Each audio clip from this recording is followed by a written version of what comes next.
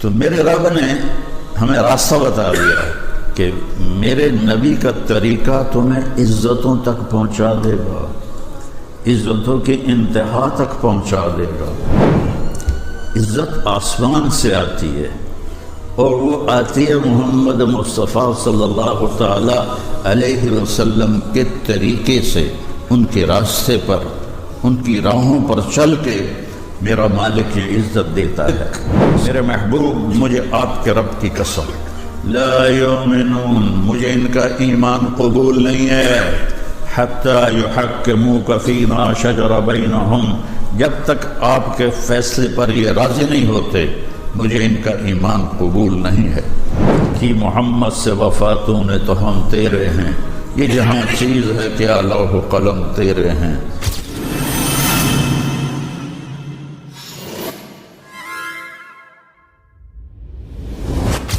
دنیا میں ہر انسان عزت کی زندگی گزارنا چاہتا ہے، یہ اس کی نیچر ہے، فطرت ہے،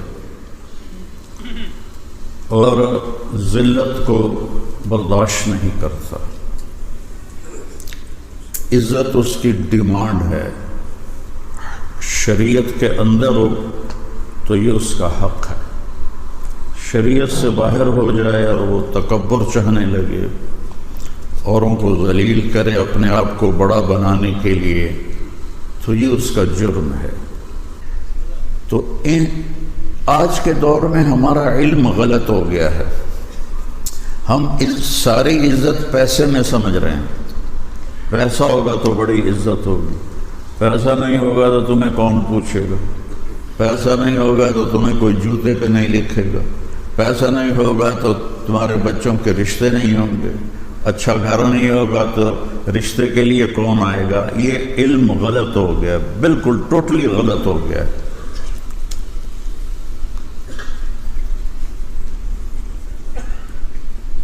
مسلم اور غیر مسلم دونوں ایک پچ پر کھڑے ہوئے ہیں کہ پیسہ ہے تو سب کچھ ہے، پیسہ نہیں تو کچھ بھی نہیں۔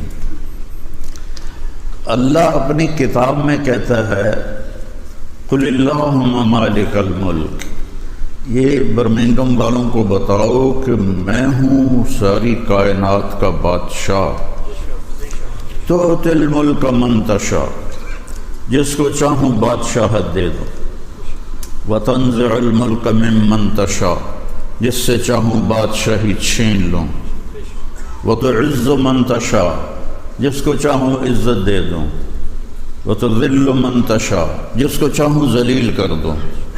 اسے ذلیل کرنے کے لیے فقیر بنانا نہیں پڑتا، عزت دینے کے لیے اسے مالدار نہیں بنانا پڑتا، اس کا فیصلہ ہے اس عورت کو عزت دے دو، اس مرد کو عزت دے دو، عزت غلام بن کے اس کے در پہ آ کے کھڑی ہو جائے، اس کو ذلیل کر دو، ذلت کا ٹاٹ اس کی گردن میں ڈال دیا جائے گا اور دنیا کی کوئی طاقت روک نہیں سکے گی۔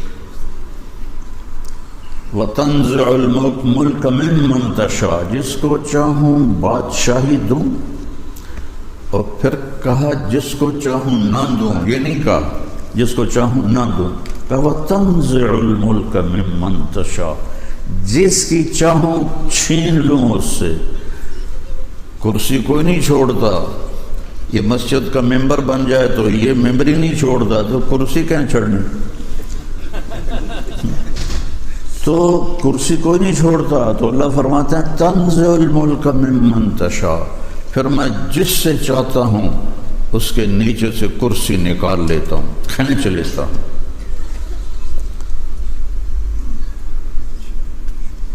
تو ساری کائنات پر اللہ بادشاہ ہے، ان الحکم الا للہ، صرف اللہ کی حکومت ہے اس کائنات میں۔ کب سے ہے؟ للہ الامر من قبل ومن بعد، جب کچھ بھی نہیں تھا تو اللہ کی حکومت تھی، جب کچھ نہ رہے گا تو اللہ کی حکومت رہے گی۔ آج جتنی بھی سائنس ہے حکومت اللہ کی ہے۔ ان الحکم الا للہ، صرف اور صرف اور صرف اکیلے اللہ بادشاہ کی حکومت ہے۔ دنیا میں کوئی یہ نہیں کہہ سکتا ہم جو چاہیں کر دیں۔ پیشاب روک کے دکھا دو، جو چاہیں کر دیں، ڈائریا لگاؤ ذرا روک کے بھی کھا دو، انشاءاللہ پتلون ساری تھوڑی بھر جائے گی۔ ایک اللہ ہے، یفعل اللہ ما یشاء، جو تیرا رب چاہتا ہے وہ ہوتا ہے۔ وما تشاءون الا ان یشاء اللہ رب العالمین، یہاں وہ ہوتا ہے جو تیرا اللہ چاہتا ہے۔ ان القوۃ للہ جمیعا، ساری طاقت اللہ کے ہاتھ میں ہے، ساری حکومت اللہ کے ہاتھ میں ہے، ساری زمینوں پر آسمانوں پر اللہ کا قبضہ ہے۔ یمسک السماوات والارض ان تزولا، زمین آسمان کو روکا ہوا ہے اللہ تعالیٰ نے، اگر اللہ تعالیٰ کی نظر ہٹ جائے تو یہ آپس میں ٹکرا کے تباہ و برباد ہو جائیں۔ الشمس تجری لمستقر لہا، سورج کو چلایا ہوا ہے، باندھا ہوا ہے اللہ تعالیٰ نے، 12 لاکھ گنا زمین سے بڑا ہے سورج، 12 لاکھ گنا بڑا ہے زمین سے سورج، اور گیسز ہیں، کوئی ٹھوس چیز نہیں، گیسز ہیں، اور 9 لاکھ کلومیٹر فی گھنٹہ اس کی رفتار ہے۔ تمہارے یہاں میل چلتے ہیں تو 6 لاکھ مائل فی گھنٹہ اس کی رفتار ہے، اور وہ گیسز ہیں۔ اور اللہ تعالیٰ فرما رہا ہے للشمس ينبغي لها ان تدرك القمر ولا الليل سابق النهار، سورج میں طاقت نہیں ہے کہ اپنی جگہ سے ذرا بھی ہٹ کے دکھا دے، چاند میں طاقت نہیں ہے کہ گھٹنا بڑھنا روک کے دکھا دے، ستاروں میں طاقت نہیں ہے کہ روک کے دکھا دے، ساری کائنات تو دوڑ رہی ہے، وَكُلٌّ فِي فَلَكٍ يَسْبَحُونَ، دوڑ رہے ہیں۔ وَالسَّمَاءَ بَنَيْنَاهَا بِأَيْدٍ وَإِنَّا لَمُوسِعُونَ، ہم نے آسمانوں کو کھڑا کیا اور ہم اس کو پھیلا رہے ہیں، پھیلا رہے ہیں، پھیلا رہے ہیں، یہ پھیلتی جا رہی کائنات، پھیلتی جا رہی ہے۔ تو مسلمان کا ذہن لا الہ الا اللہ ہے کہ سب کچھ میرے اللہ کا ہے، جو لا کہا وہ لا ہوا، وہ لا بھی اس میں لا ہوا، جز لا ہوا، کل لا ہوا، پھر کیا ہوا؟ اللہ ہوا۔ تو اللہ عزت دے، اللہ بادشاہی، اللہ نے بہت سو، فرعون کو حکومت دی، نمرود کو حکومت دی، حکومت تو جس کو چاہے دے دے، عزت یہاں سے آتی ہے، یہاں سے، دل سے۔ تو اللہ تعالیٰ نے اس کا ایک قانون بتایا ہے، پہلے یہ ذہن بنایا کہ یہاں سب کچھ تیرے رب کے ہاتھ میں۔ هو الذی سخر البحر، سمندروں کو قابو کیا ہوا ہے۔ کون ہے جو سمندر کی موجوں کو کنارے پہ آ کے روک کے دکھا دیتا ہے؟ کون ہے وہ؟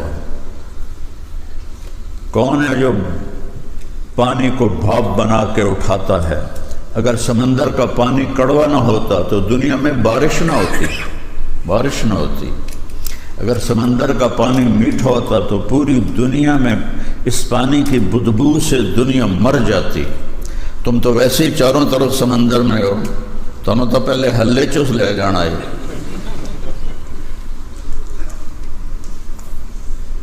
پانی اگر میٹھا ہوتا تو اس میں گندگی پیدا ہوتی، اس میں بدبو پیدا ہوتی، وہ بدبو تباہ کر دیتی سب کو۔ اللہ نے اسے کڑوا بنا دیا، نمک ڈال دیا، اور نمک ڈالنے کا کام ہمارے ذمہ ہوتا، بھائی نمک پاؤ سارے۔ انگلینڈ والے تو اور کام ہی کوئی نہیں رہ جاؤں، چاروں پاس سمندر ڈو ڈو کے مر جانا ہی تو سا۔ میں قربان جاؤں اس شہنشاہ پر کہ کیا اس کا نظام ہے کہ اس سمندروں میں نمک کیسے ڈالتا ہے؟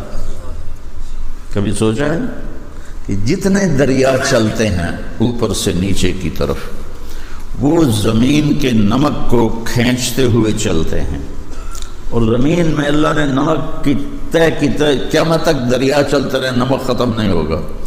تو وہ زمین کے کناروں سے، زمین کے نیچے سے نمک کو کھینچتا ہے پانی دریا کا، اور ٹرکوں کے ٹرک، ٹنوں کے ٹن لے جا کر سمندر میں ڈال دیتا ہے، اور چاروں طرف سے دریا وہ نمک لے کر سمندر میں ڈالتے ہیں، جس کی وجہ سے اس کا پانی کڑوا ہوتا ہے اور اس کی وجہ سے ہم محفوظ ہیں اور بارش ہوتی ہے۔ تو اللہ نے پہلے یہ ذہن بنایا کہ یہاں سب کچھ اللہ کے ہاتھ میں ہے۔ تو عزت کیسے ملے گی؟ ایک بڑی خوبصورت آیت ہے، ھذا صراط علی مستقیم، یہ راستہ ہے سیدھا میری طرف آتا۔ عربی قاعدے کے لحاظ سے ہونا چاہیے ھذا صراط الی مستقیم۔ الی کہتے ہیں طرف کو اور اعلیٰ کہتے ہیں اوپر کو۔ ھذا صراط علی مستقیم، یہ راستہ ہے میرے اوپر سیدھا۔ یہ گجراتیوں کا ہے وہ طریقہ لکھنے کا۔ مولانا عمر صاحب رحمۃ اللہ علیہ ہمیشہ اپنے بیان میں کہتے تھے میں نے اس پر خط لکھا، میں نے اس پر خط لکھا، اس نے مجھ پر خط لکھا۔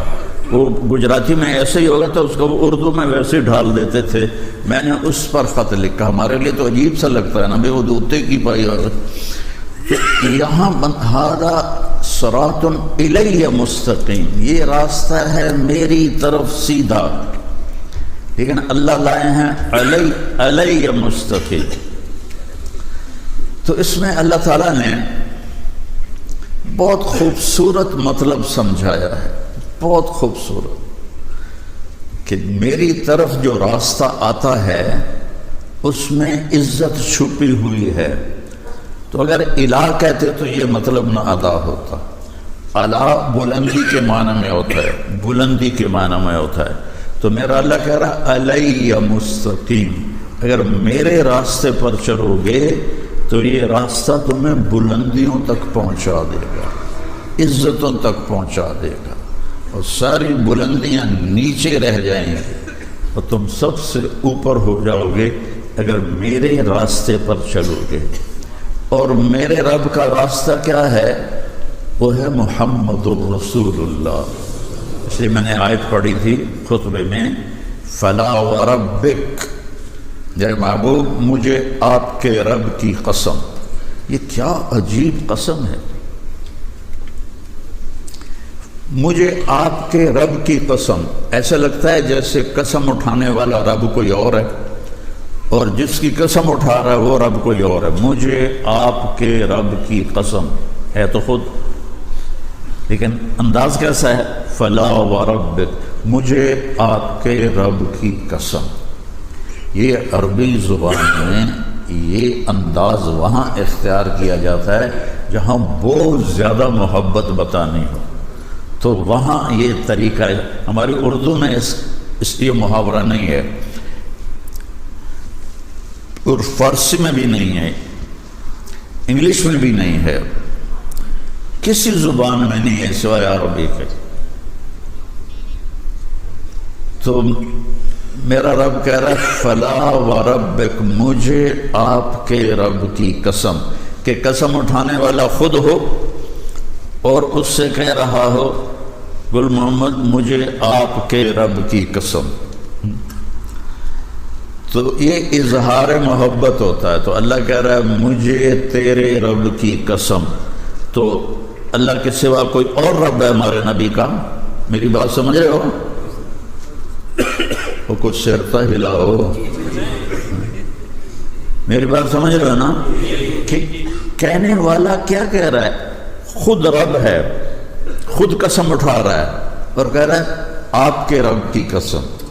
یہ اظہار محبت کی آخری شے ہے۔ میرے محبوب مجھے آپ کے رب کی قسم، یہ برمنگم والوں کو بتا دو جب تک آپ کی غلامی میں نہیں آئیں گے میں ان کا کوئی چیز ان کی قبول نہیں کروں گا۔ غلامی میں آنا پڑے گا کہ محمد سے وفاتوں نے تو ہم تیرے ہیں، یہ جہاں چیز ہے کہ لوح و قلم تیرے ہیں، یہ کرنا پڑے گا۔ فلا وربک، میرے محبوب مجھے آپ کے رب کی قسم، لا یؤمنون، مجھے ان کا ایمان قبول نہیں ہے، حتی یحکموک فیما شجر بینہم، جب تک آپ کے فیصلے پر یہ راضی نہیں ہوتے مجھے ان کا ایمان قبول نہیں ہے۔ تو میرے رب نے ہمیں راستہ بتا دیا کہ میرے نبی کا طریقہ تمہیں عزتوں تک پہنچا دے گا، عزتوں کی انتہا تک پہنچا دے گا۔ حضرت سفینہ رضی اللہ تعالیٰ عنہ ایک صحابی ہیں، جنگ میں قید ہو گئے روم کی، تو ایک رات موقع پا کے نکلے اور بھاگے، آگے دریا تھا، دریا پار کیا، اب آگے پتہ نہیں جانا کدھر ہے۔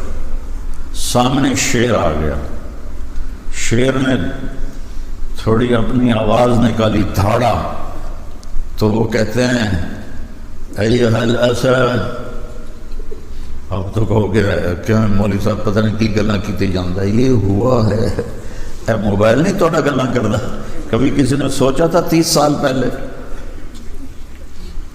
تو وہ ایک تار جڑا ہوا تھا اللہ سے، ایھا الاسد انا مولا رسول اللہ صلی اللہ علیہ وسلم، اے شیر میں اللہ کے نبی کا غلام ہوں، مجھے راستہ دکھا۔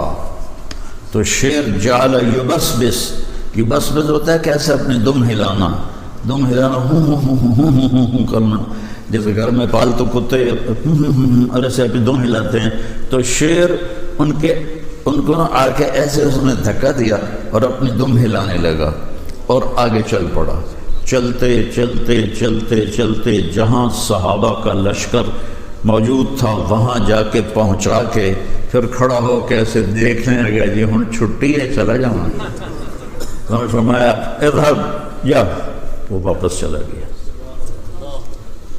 یہ عزت ملی ہے در مصطفیٰ سے۔